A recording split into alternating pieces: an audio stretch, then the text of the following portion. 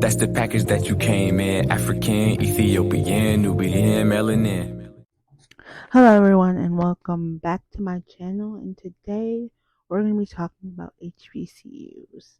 So I am an HBCU student currently. Um Here's a few things I wish I'd known before going to an HBCU. Number 1, um money. Money is a major issue. Um Yeah, so that unless you have like a scholarship, then that'll be a little easier for you. But if you don't, try to find some ways to either go part-time and or do like a work study type situation. Um I'm not saying an HBCU isn't rewarding to go to, because you can make a lot of connections and a lot of friends very quickly. Um, so that's number one.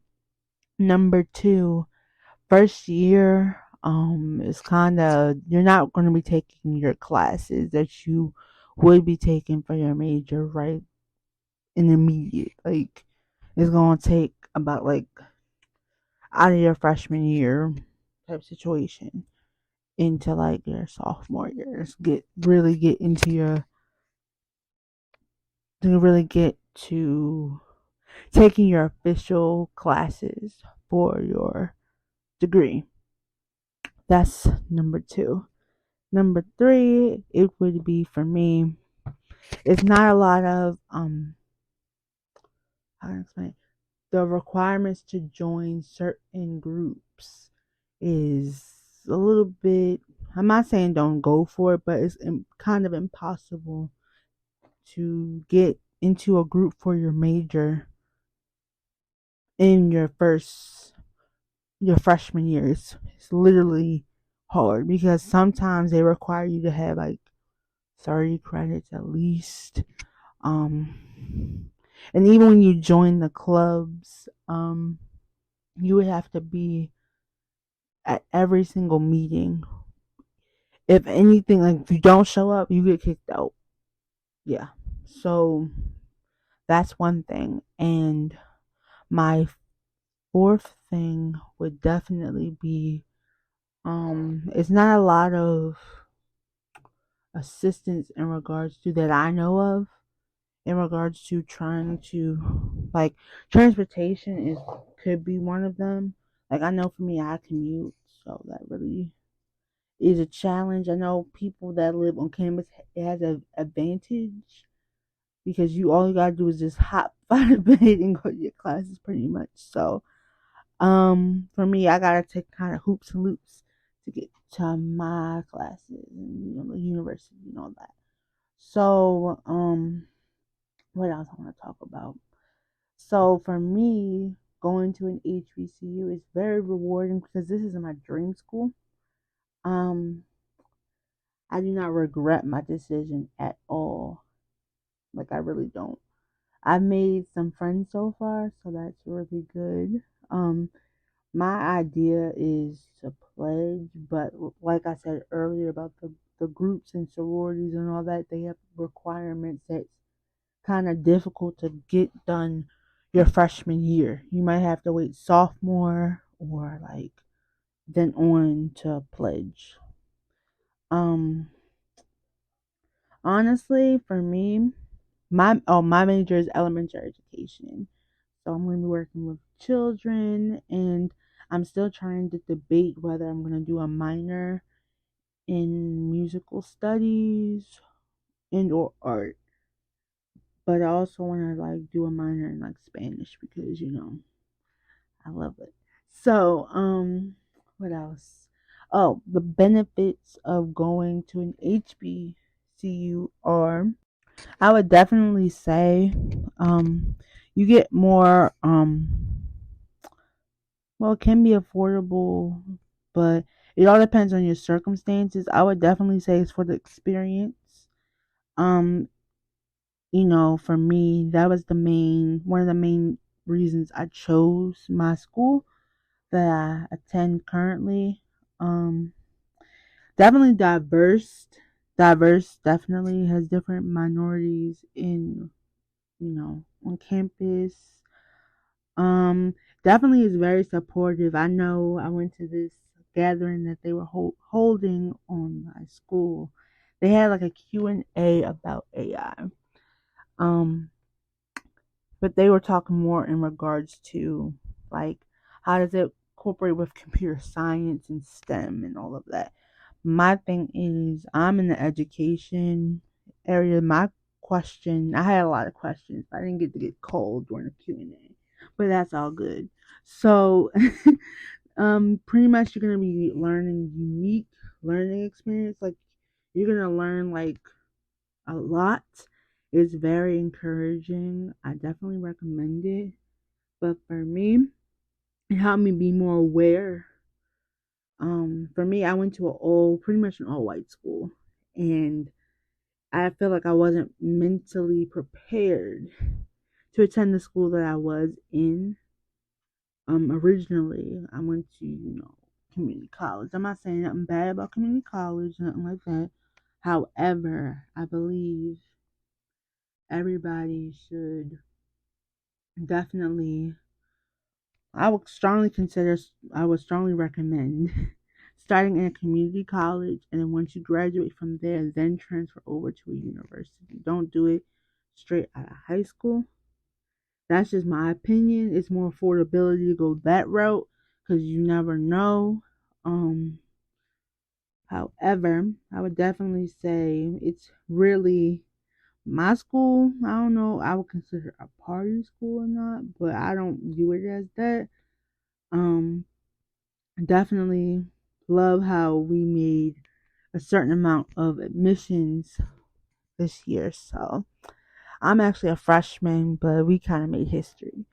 Um, Anyway, another thing that I would say is a lot of events on campus, and it's like you just gotta make sure you stay up to date um on events at your school.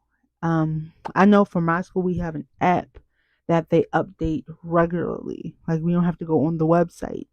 So I would definitely recommend downloading your school app because most of the time they'll have like maps, events page. Like if you need to get like security and all that, the police, they'll have something like that on there as well.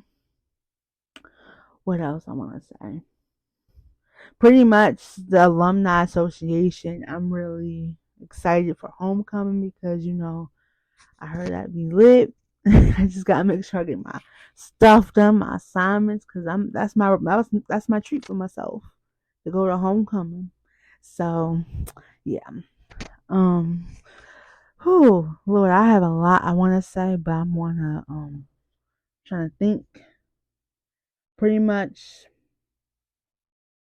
is really just I would say really dig your research and really look for things that you wanna, accomplish in your field. I know some schools have a certain area where they really grow like really popular in regards to HBCUs.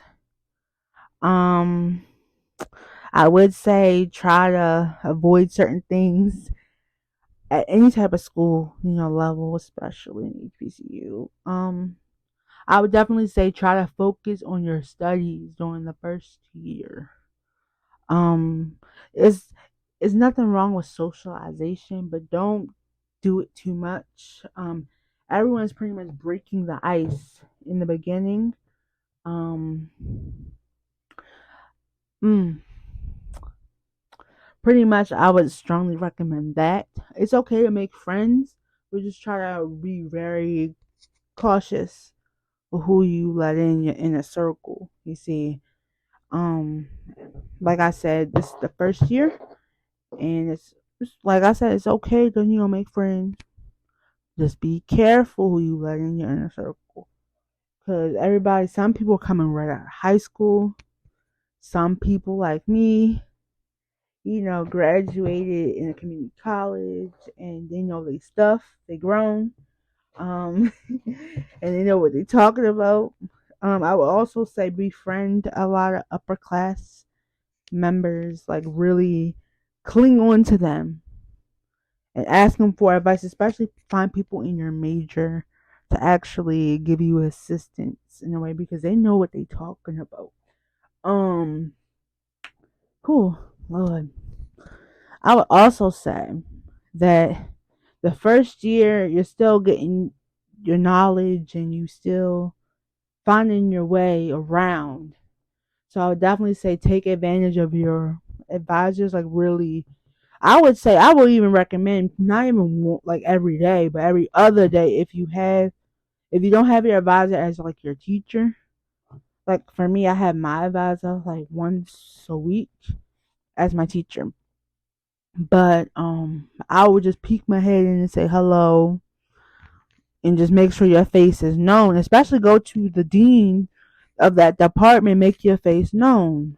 Because you never know in any type of school setting, not just at an HBCU, that you never know if you're going to need some type of assistance with the dean. And if you just randomly message the dean, it's like, hey, I'm having an issue with such and such class. They're not doing this, they're not doing that for me. He don't know your face, he or she don't know your face. They're not going to be able to advocate for you. So it's good to really put your foot in the door and be like, hello, ma'am, professor, doctor, whoever they are, if they're a doctor or, or not, introduce yourself. Make your face known. That is my recommendation. Try not to get too dwelled up in like the it crowd. Like I said earlier, they got some children that are coming straight out of high school, coming into university. They got some immaturity. Sometimes some of them are mature, most of them are not. Just be careful. Um, don't be over the top careful. Just be like, okay, try to read them all first. Like, just read their body language and all of that. That's what I would recommend. Like I can tell you some instances. I asked a question in one of my science classes, and not only did the entire class laughed, but the professor laughed. So sometimes you're gonna be an oddball out the area, and they're gonna look at you crazy.